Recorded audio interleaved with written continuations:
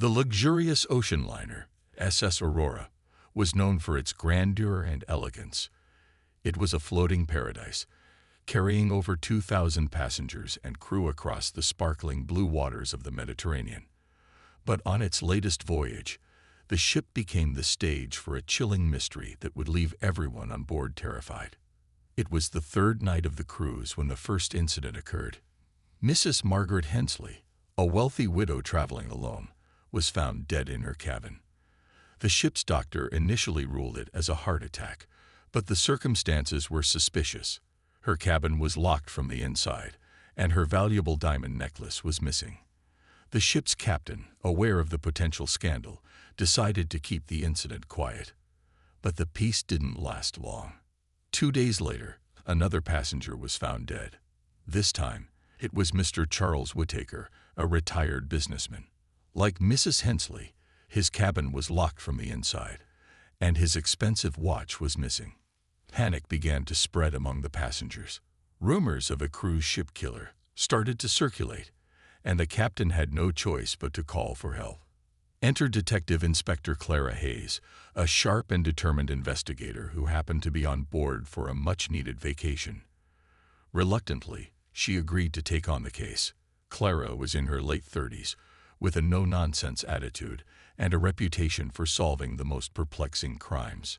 She began her investigation by examining the two crime scenes.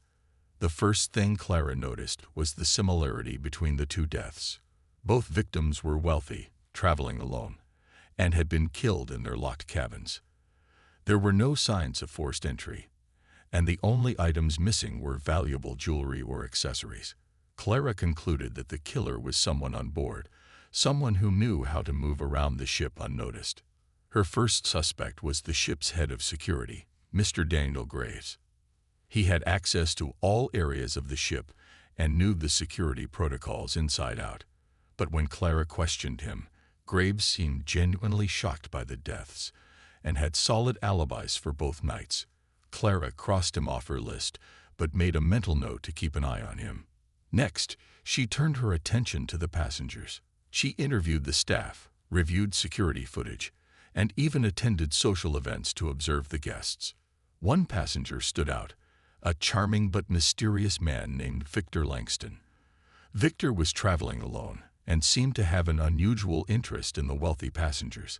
Clara dug deeper and discovered that Victor had a criminal record for theft and fraud. Confronting Victor, Clara found him calm and collected.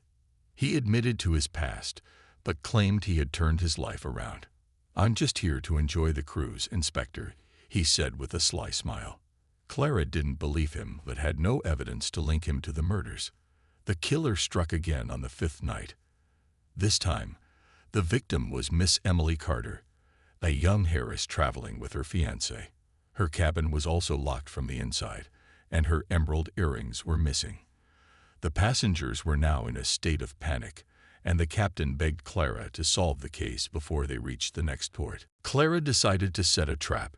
She spread a rumor that a famous diamond necklace, worth millions, was being transported in the ship's safe. She then stationed herself near the safe, waiting for the killer to make a move. Late that night, her patience paid off. A shadowy figure approached the safe, expertly bypassing the security system. Clara stepped out of the darkness, her gun drawn.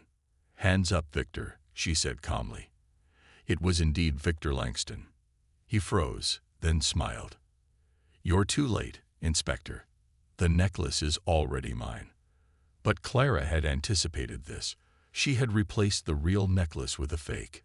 Victor was arrested, and the stolen items were recovered from his cabin.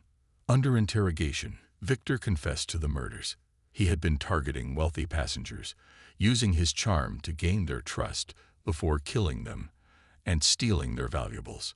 He had used his knowledge of locks and security systems to make the deaths look like accidents or natural causes.